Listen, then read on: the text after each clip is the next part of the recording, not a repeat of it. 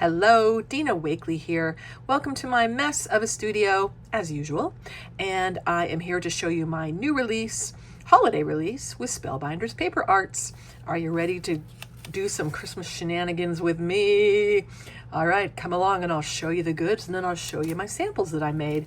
Look, here we are. 4 parts to this release.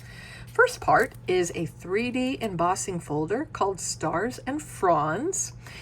Stars and Fronds frame, actually, because these are arranged so that they can act like a frame and you can center something right there in the middle or just use it as a background. 3D so that you get that great dimension between the different elements. And you'll notice stars showing up throughout this collection because I like them. They make me happy. So Stars and Fronds frame 3D embossing folder is in the collection. We've got this sweet little set here. This is so versatile because you always need something that says Merry Christmas. So this is called Starry Merry Christmas because the background plates are these teeny tiny cute little stars, and the eye is dotted with a star, which, I mean, come on, so adorable. And then you get these little holly leaves and berries. When I lived in England, when I was age 12 to 15, we lived in Tarrington, St. Clement, England, which is a little village outside of King's Lynn in Norfolk. And our drive there was lined with these beautiful holly trees. And I'm here to tell you, it really hurts to step on holly leaves because they're a little spiky. But I have so many good memories of England and holly, and I love holly for that reason. Good memories. So you're going to get the plates, Merry Christmas, the stars, and the holly. And then you'll get dies for the holly and for the Merry Christmas. Okay, so Starry Merry Christmas number, that's the first BetterPress set. Here is the next one, Merry, Merry, Merry Bird. If you know me, you know I love my birds. We did the first release with Spellbinders, had birds in it, right? So we've got a cute little bird. I mean, how adorable is the crown? A little bauble. And Merry, Merry, Merry is the sentiment. In the background are these awesome polka dots. So you'll get the background plates, you'll get the bird and the sentiment and the bauble plate, and then the dies you get the pennant to cut out the sentiment, the bauble, and the bird. So cute, right? Last but not least, we have Cheer and Good Tidings Dear. You know I'm obsessed with all things fawn. Love, love, love, love, love, love. Did I mention love? Love. So here you're going to get the stars and the moon. You're going to get this really beautiful deer with the antlers. And the sentiment says cheer and good tidings to you. So you'll get the plates for the background and the deer and the sentiment. And the dies will be the journaling strip or the pennant to cut out the journaling and the awesome deer. All right, so these are the new release items. All right, are you ready to see what I made with these? It's not going to come as a big shock to you that I didn't go the super traditional route. You're not going to see red and green. You're going to see pink and turquoise and mustard and the Dina colors. Now, that doesn't mean that you can't work your magic in a traditional way and do traditional red and green, blue and silver, all of the Christmas standards that are awesome for a reason. They're classic and they work. So please, when you use the stuff, please tag me so that I can see your awesomeness. All right, so here's a little card. Merry, Merry, Merry. I originally put these birds on the string or on the ribbon and let them be free, and then it was making me a little crazy, so I ended up gluing them down. But originally I had them just glued to the ribbon. But I taught myself through Spellbinders' awesome education videos how to use the glimmer. So I foiled a little bit. I know, are you surprised? Look how good that background looks foiled. So cool. And look at these little hollies that I'm obsessed with. I put them on everything. At first I was like, oh, they're kind of fiddly. I don't know if I'll love that one. I should have made them bigger. And then I cut some and used them, and then I found I'm like, I need 100 more of those. So I sat there for a little bit and just pressed and cut a bunch of those.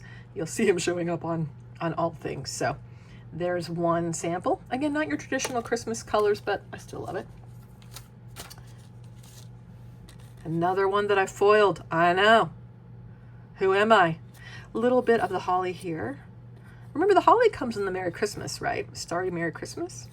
But everything is interchangeable in the same style. So non-traditional, but happy and cheery all the same. Got Merry Christmas, Starry Merry Christmas here, and my little birds that I love. A little bit of fabric from the quilt that I am really doing a bad job at making. You can see the 3D embossing folder there in the background. I like to use the embossing folders. I mean, I do it for all. Like here's one where I did for the majority of the card base, but I do like to tear them in half and have it just bits. Have half of the 3D embossing folder. Here, I didn't even put the bauble in the center of the frame for the embossing folder. It still went down on the bottom, right? But it just made me happy. This is fabric that I had printed. This one again is sort of loose, sort of dangling. And again, you'll see those hollies popping up everywhere because, like I said, became addicted to those little suckers. So happy and fun, right? More birds. 3D embossing folder there in the background. Had to give these ones little cheeks because they needed rosy little cheeks, right? Here you have the 3D embossing folder on the strip, the layered strip here. More of the holly. I did the baubles sort of tucked into the strip there, the strip of cardstock. You'll see the polka dot background, the Merry Christmas. So this one, I did the 3D embossing folder there on the craft, and then look, I foiled, woohoo!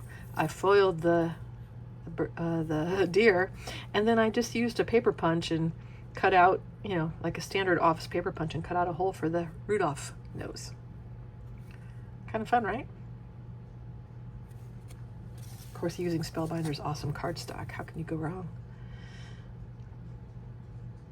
Sweet one here. This is painted fabric that I had done. And then here we have the deer, and then I put a little bow around his neck because I thought it was sweet. Another one with the deer. Again, look, the holly as the garland around its neck. A little pink cheek. I did the background with the bauble, the stars.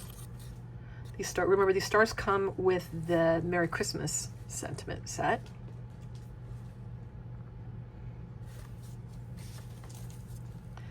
Another one. Again, I told you, obsessed with those little hollies. So here I stapled the hollies, or probably glued the holly to the ribbon.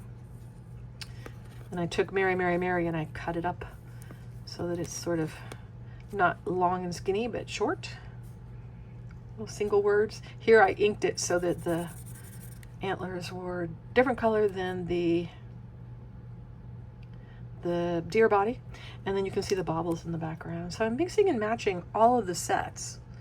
You're seeing, just, it's almost like you put all the different elements into a Yahtzee cup, shake it up, pour it out, use what pours out, right?